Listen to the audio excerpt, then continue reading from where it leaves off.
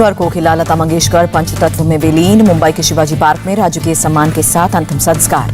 लता मंगेशकर के भाई हृदयनाथ मंगेशकर ने मुखाग्नि दी। बहनें उषा, आशा और मीना मौजूद थी। प्रधानमंत्री नरेंद्र मोदी ने लता मंगेशकर के आखिरी दर्शन किए, पुष्पांजलि अर्पित कर श्रद्धांजलि दी। लता मंगेशकर को आखिरी विदाई देने बड़े नेता पहुंचे। राज्यपाल कोश्यारी, सीएम उद्धव ठाकरे, आदित्य ठाकरे ने नमन किया। एनसीपी अध्यक्ष शरद पवार, केंद्रीय मंत्री पीयूष गोयल और गोवा के सीएम प्रमोद सावंत ने आखिरी विदाई दी। राज ठाकरे ने पुष्पमाला अर्पित की। शिवाजी पार्क में सचिन तेंदुलकर, शाहरुख खान ने आखिरी दर्शन किए। दिलीप वलसे पाटिल ने भी श्रद्धांजलि दी।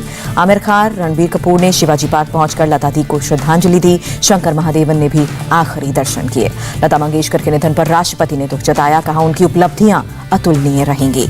लता मंगेशकर के जाने से शोक में प्रधानमंत्री मोदी, कहा उनके खालीपन को भरा नहीं जा सकता। आने वाली पीढ़ी उन्हें हमेशा याद रखेंगी।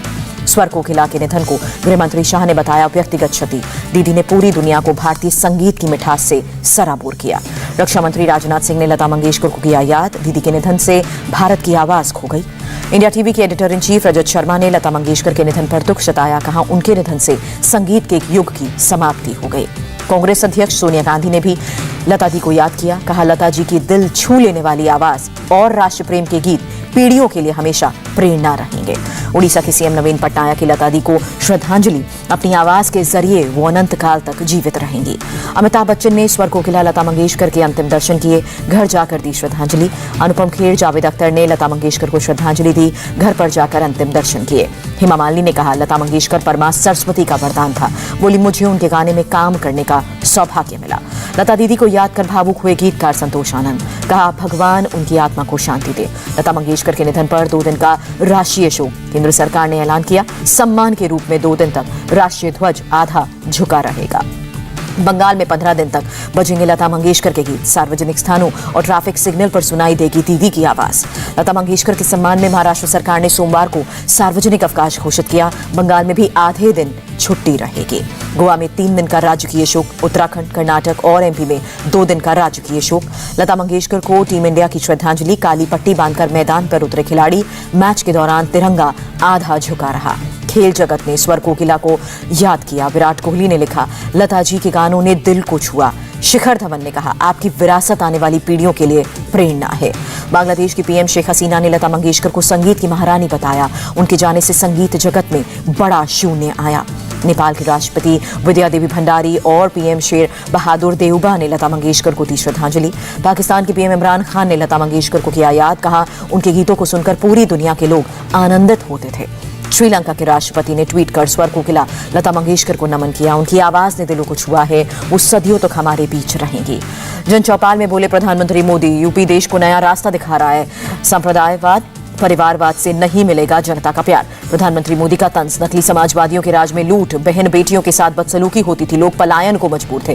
प्रधानमंत्री का सपा पर आरोप, परिवारवादी सरकारों के लिए सत्ता शासन का माध्यम था, हमारे लिए जनता की सेवा करने का रास्ता है। बागपत में बोले गृहमंत्री अमित शाह, ये चुनाव तय करेगा कि यूपी में माफिया राज चलेगा या कानून का राज।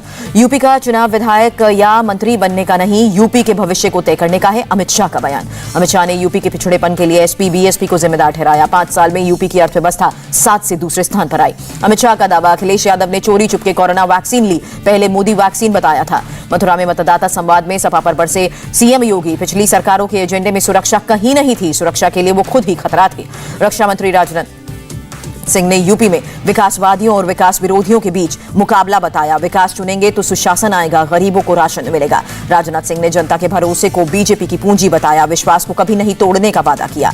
यूपी के महोबा में विपक्ष पर राजनाथ का अटैक, बीजेपी जनता से झूठ बोलकर राजनीति नहीं करती, हमने जो वादे किए पूरे किए। आरएलडी चीफ जयंत चौधरी ने मुजफ्फरनगर में भारतीय किसान यूनियन के अध्यक्ष नरेश टिकैत से की मुलाकात, साथ में खाना भी खाया। कांग्रेस ने यूपी के लिए स्टार प्रचारकों की लिस्ट जारी की। चौथे चरण के लिए राहुल, प्रियंका, चन्नी और अशोक गहलोत वोट मांगेंगे। चौथे चरण के प्रचारकों की लिस्ट में सोनिया गांधी का नाम नहीं। रायबरेली में चौथे चरण में मतदान है, यहां से सांसद है सोनिया। प्रियंका गांधी ने नोएडा के इलाके के लोगों की समस्याएं उठाई। बिजली पानी मिलने का पूरा हक गरीबों और मिडिल क्लास की नहीं सुनती है सरकार। अखिलेश यादव का आरोप, सपा के मजबूत दावेदार के तौर पर उभरने के बाद लोगों को मिल रही हैं धमकियां। अखिलेश ने धमकी भरे कॉल रिकॉर्ड करने को भी कहा। सिराथू से चुनाव लड़ेंगी अपना दल खमेरावादी की उम्मीदवार डॉक्टर पल्लवी पटेल। सपा के साथ बैठक में बनी सहमति। चरणजीत सिंह चन्नी होंगे पंजाब में कांग्रेस का सीएम चेहरा। राहुल गांधी ने लुधियाना में ऐलान किया। सीएम के नाम का ऐलान करने के बाद बोले राहुल, पंजाब की जनता ने कहा हमें गरीब घर का मुख्यमंत्री चाहिए। लुधियाना में राहुल गांधी ने पीएम मोदी को बताया राजा। पूछा क्या जनता के बीच जाते और लोगों की मदद करते देखा। सीएम कैंडिडेट की घोषणा के बाद भावुक हुए चन्नी। पंजाब में 2/3 बहुमत के साथ कांग्रेस की सरकार बनने का दावा। सीएम चन्नी ने कांग्रेस हाईकमान और पंजाब के लोगों का शुक्रिया किया। पंजाब और पंजाबियों के विकास का वादा किया। चन्नी के सीएम उम्मीदवार बनने पर बोले नवजोत सिंह सिद्धू, राहुल का फैसला मंजूर। अगर मुझे फैसला लेने की पावर मिली तो माफिया राज खत्म कर दूंगा। नवजोत सिंह सिद्धू ने कैप्टन अमरिंदर पर निशाना साधा। कहा बीजेपी का छोड़ा हुआ रबड़ वाला गुड्डा था जो उनके इशारों पर चलता था। पूर्व पंजाब कांग्रेस अध्यक्ष सुनील जाखड़ का केजरीवाल पर किसानों की आड़ में राजनीति करने का आरोप। लखीमपुर दिल्ली के पास फिर भी नहीं गए। केजरीवाल के आरोपों पर पंजाब के सीएम चन्नी का पलटवार। 3 महीने से सीएम पर कोई दाग नहीं लगा। आप पार्टी हर बात पर मुझ पर आरोप लगाती है। पंजाब में आम आदमी पार्टी के प्रभारी राघव चड्ढा का बयान। कांग्रेस एक बटे हुए घर की तरह है, इसे विपक्ष की जरूरत ही नहीं। उत्तरकाशी में बीजेपी अध्यक्ष जेपी नड्डा का अटैक। 1971 में इंदिरा गांधी ने बैंकों का राष्ट्रीयकरण किया। पीएम की वजह से देश में 45 करोड़ से ज्यादा जनधन खाते खुले। जेपी नड्डा ने कहा उत्तराखंड में जनधन खातों के जरिए 26 लाख से ज्यादा बहनों के खातों में पैसा पहुंचा। उत्तराखंड के गंगोत्री में बीजेपी अध्यक्ष जेपी नड्डा ने चुनाव प्रचार किया। घर घर जाकर वोट भी मांगे। उत्तराखंड के रानीखेत में चुनाव प्रचार में जुटे CM Dhami door to door campaign किया। गोवा चुनाव के लिए कांग्रेस ने जारी किया मैनिफेस्टो। खनन का काम शुरू करने का वादा। कांग्रेस महासचिव रणदीप सुरजेवाला ने दिल्ली के सीएम को बताया ढोंगी और धोखेबाज। कहा वो छोटा मोदी है। सोमवार को प्रियंका गांधी का गोवा दौरा। 4 विधानसभाओं में संबोधन। पर्यवेक्षक पी चिदम्बरम ने दी जानकारी। गोवा में टीएमसी नेता बाबुल सुप्रियो पर हमला। बाल बाल बचे बाबुल और उनके पीएसओ। स्थानीय पार्टी के कार्यकर्ताओं पर हमले का आरोप। महाराष्ट्र कांग्रेस के अध्यक्ष नाना पटोले का दावा। उत्तराखंड, पंजाब, मणिपुर और गोवा में कांग्रेस को स्पष्ट बहुमत।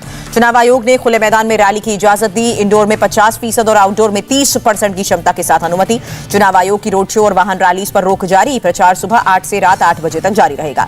बिहार में एमएलसी चुनाव अकेले लड़ने पर बोले आरजेडी नेता तेजस्वी यादव, हम कार्यकर्ताओं की मांग को पूरा कर रहे हैं। यूपी में एमएलसी चुनाव की तारीख बढ़ाई गई। अब 15 मार्च से नामांकन होगा। 9 अप्रैल को वोटिंग, 12 अप्रैल को रिजल्ट आएगा। 3 दिन के भारत दौरे पर पहुंचे श्रीलंका के विदेश मंत्री। भारत के विदेश मंत्री एस जयशंकर से करेंगे मुलाकात। अजमेर शरीफ में केंद्रीय मंत्री मुख्तार अब्बास नकवी ने पीएम मोदी की तरफ से चादर पेश की। पीएम ने अपना बधाई संदेश भी दिया। मुख्तार अब्बास नकवी ने पीएम मोदी की तारीफ की। कहा शांति के पथ प्रदर्शक हैं नरेंद्र मोदी। पंजाब के फिरोजपुर में पीएम की सुरक्षा में चूक का मामला। 1 महीने बाद पहली बार घटनास्थल पर पहुंची सुप्रीम कोर्ट द्वारा गठित जांच कमेटी। दिल्ली सरकार की नई आबकारी नीति के खिलाफ बीजेपी का प्रदर्शन। मोतीनगर में मंदिर के सामने खुले ठेके को बंद करने की मांग।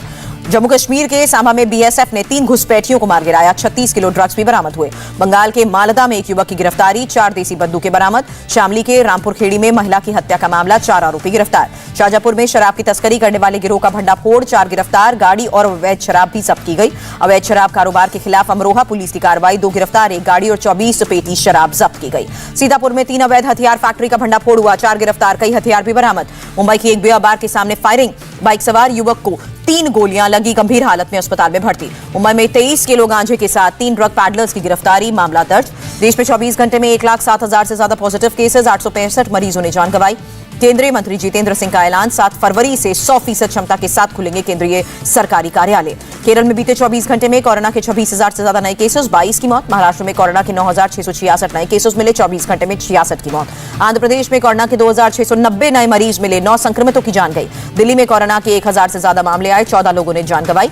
यूपी में सोमवार से खुलेंगे 9वीं से 12वीं तक के स्कूल। सभी कॉलेजेस खोलने का भी ऐलान। हरियाणा में कोविड पाबंदियों में ढील दी गई। पूरी क्षमता के साथ खुलेंगे निजी दफ्तर। 50% क्षमता के साथ पार्क भी खुल सकेंगे। बिहार में फिर से स्कूल खुलेंगे। 8वीं तक के स्कूल 50% और 9वीं से 12वीं तक के स्कूल 100% क्षमता के साथ खुलेंगे। बिहार में कॉलेज और कोचिंग सेंटर खोलने की भी इजाजत मिली। सिनेमा क्लब, जिम, रेस्टोरेंट और स्टेडियम 50% क्षमता के साथ खुलेंगे।